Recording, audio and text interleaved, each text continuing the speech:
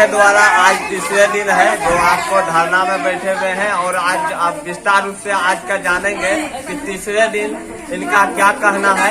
आशासन का अध्यक्ष सचिव सभी हैं यहाँ पे पहुँचे हुए हैं और सभी आशा से मतलब देख रहे हैं यहाँ गेट पे, हॉस्पिटल का गेट पे खड़े हैं और विस्तार रूप से हम आपको जानकारी देने का कोशिश करेंगे कि आज तीसरा दिन है आशा दीदी के द्वारा जो धरना है और विस्तार रूप से हम जानते हैं आज क्या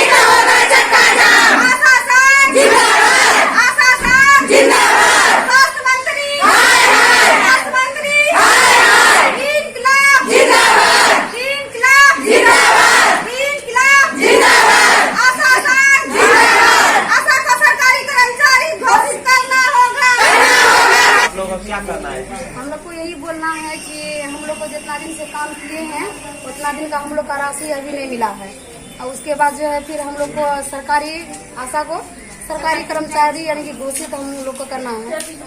अभी तीसरा दिन आप लोग को मतलब धरना पे है और अभी तक विभागीय कोई सूचना आप लोग को मिल रहा है? हम लोग को अभी तक कोई सूचना नहीं मिल रहा है। क्या कहना है कि सरकार आप लोग का सौतेला व्यवहार किया जा रहा है? हाँ, सौतेला व्यवहार किया जा रहा है। अगर सरकार आप लोग का विभागीय अगर नहीं सुनते हैं तो आप क्या करिएगा?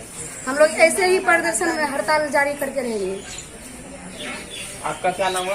रीता कुमारी। और भी हम जानते हैं आपका क्या कहना है जो आज आप तीसरा दिन हड़ताल में है? और आज जो है ना प्राणपुर प्रखंड में जो है आशा और आशा फैसिलिटेटर जो है 12 तारीख से अनिश्चितकालीन हड़ताल में गई है। आज हड़ताल का तीसरा दिन है और हम लोग सरकार से मांग कर रहे हैं कि हम लोग 1000 में कोई दम नहीं है।